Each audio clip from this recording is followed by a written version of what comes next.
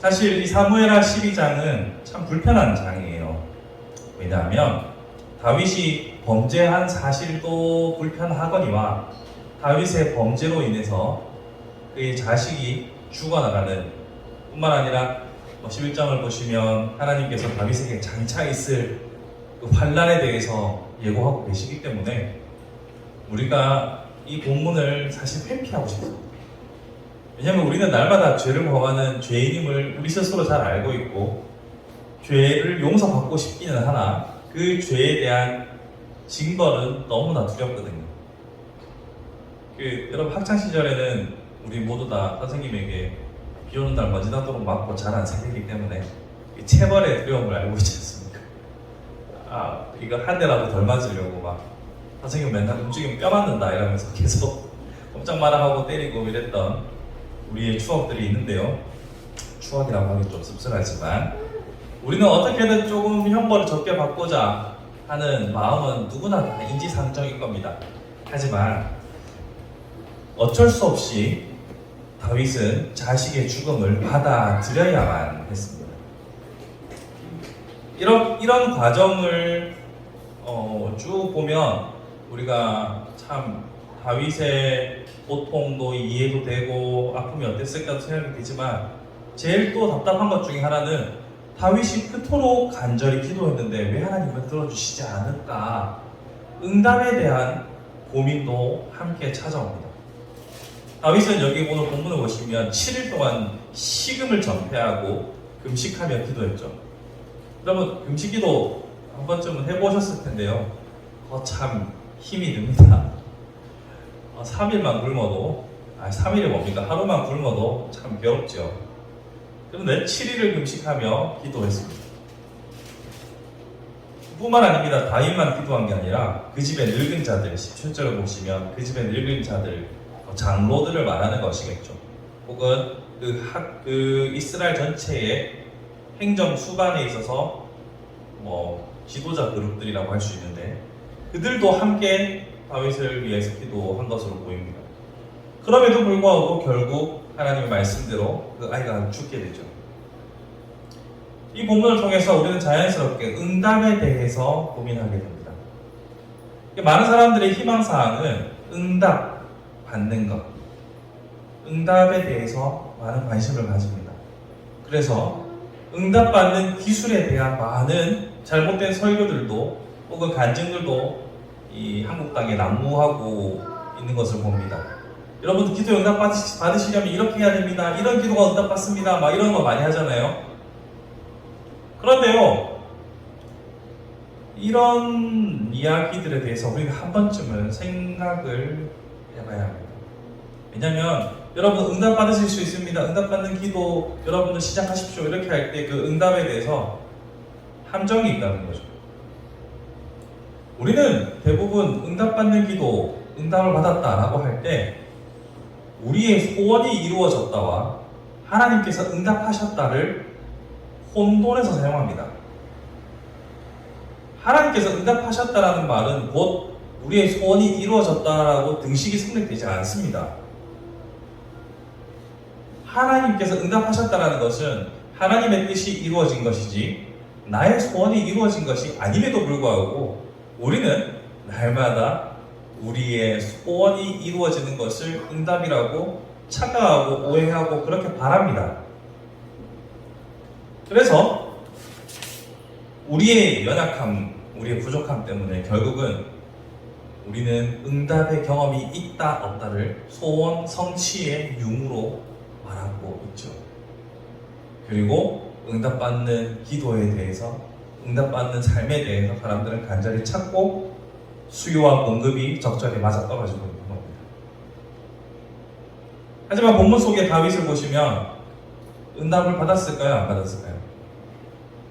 응답을 받았죠. 자식의 죽음으로 하나님께 응답을 받았습니다. 그렇기 때문에 다윗이 오늘 본문에서 나타나는 반응을 보입니다. 20절에 보시면 그가 자식이 죽었다는 얘기를 듣고 나자 씻고 기름을 바르고, 이건 자신을 단장했다는 얘기죠. 씻고 기름을 바르고 옷을 환복하고 전에 들어가서 하나님께 경배하고 식사를 했습니다.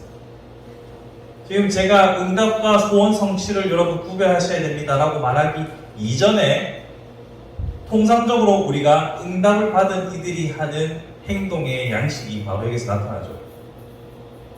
씻고 옷을 반복하고 자신을 다시 재정비하고 하나님께 예배하고 식사를 했다. 우리가 통상적으로 생각하는 소원 성취의 결과 때 나타나는 모습과 같습니다. 근데 하나님께서 지금 다윗에게 그렇게 간절히 바랬음에도 불구하고 자식이 죽자 다윗이 보인 행동은 이러합니다. 즉 다윗은 응답을 받은 것이고 그에 대해서 더 이상 토를 달지도 않을 뿐만 아니라 그 자체로 하나님께 순복하고 인정했습니다. 그래서 다윗이 한 말을 보시면 참 멋집니다.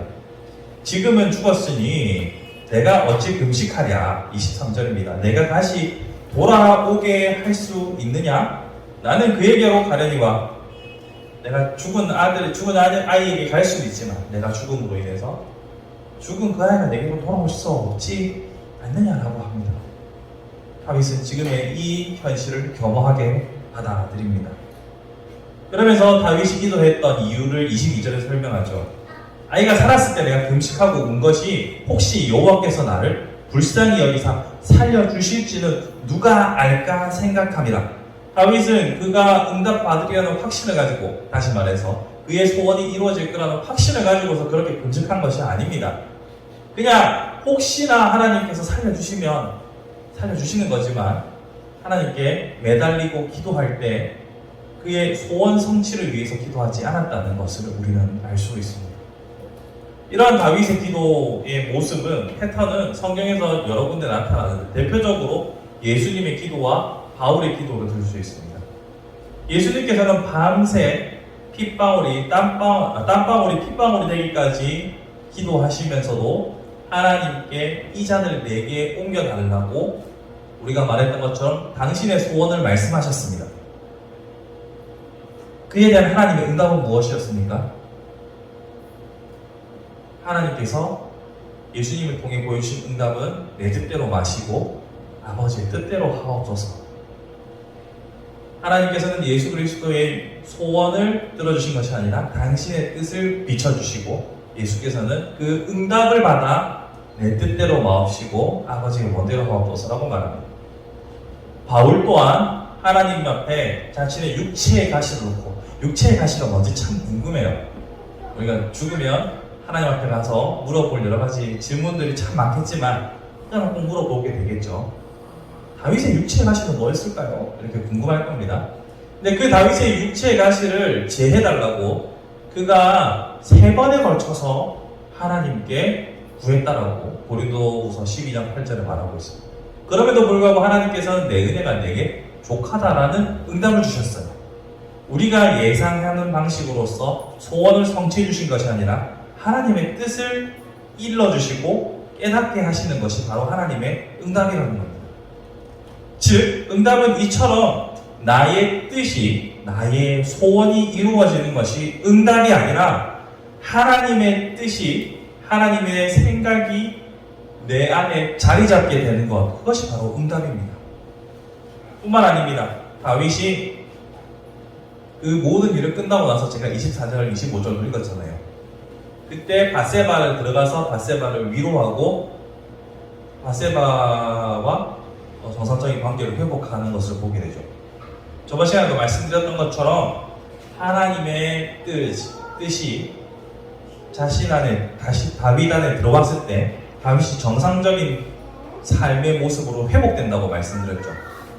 즉 하나님의 응답은 하나님의 뜻이 우리 안에 이루어지는 것이고 뿐만 아니라 하나님의 뜻이 우리 안에 자리 잡고 각인되기 때문에 우리가 성도답게 살아갈 수 있는 힘이 되는 것이 바로 응답입니다.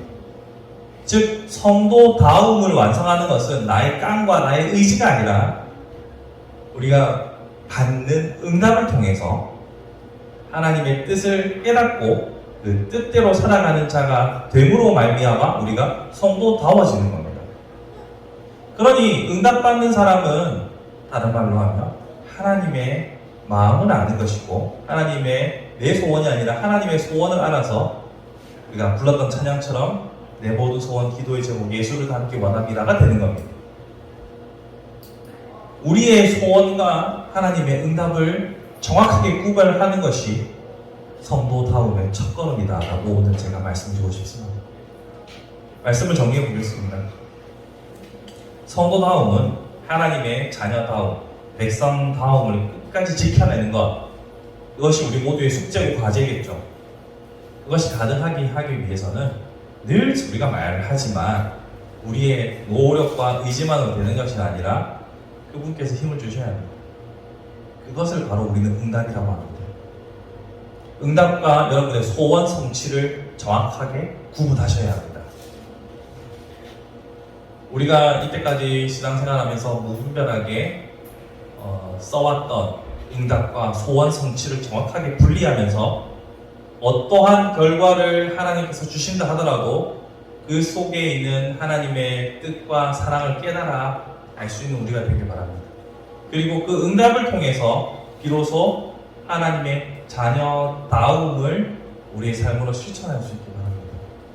참 어려운 일입니다. 우리의 간절히 바라는 것들이 이루어지지 않을 때의 상실감 혹은 실망감, 누구나 다 힘들죠. 누구나 간절히 바라는 것들이 이루어지면 얼마나 좋겠습니까? 누군들 로또에 안 걸리고 싶겠고, 누군들 건강하지 않고 싶겠으며, 누군들 자식들로 인하여서 행복하길 원하지 않은 사람이 어디 있겠습니까? 그런 소원이 없는 사람은 어디 있겠습니까? 그러나 우리가 잘 알고 있는 것처럼 모든 크리스천들이 다 그렇게 소원을 성취하고 살아가지는 않습니다. 각자의 삶이 너무나 다채롭고 너무나 다 속속들이 따져보면 아프죠. 다른 성도들의 이야기를 들어보면 아프지 않은 성도가 없고 육신의 아픔만을 말하는 것은 아닙니다. 고민이 없는 성도가 어디 있던가요? 그렇게 따지고 보면 하나님께서 왜 이렇게 응답하지 않으실까라고 생각하시겠지만 다시 한번 말씀드리면 하나님의 응답은 우리의 소원 성취가 아니라는 점, 하나님의 응답은 우리를 더 성도답게 만든다는 점, 이것을 기억하셔서 참으로 응답을 받는, 다시 말해서 하나님의 뜻을 날마다 새롭게 발견할 수 있는 저와 여러분의 복된 삶이 되기를 주님의 이름으로 축복합니다.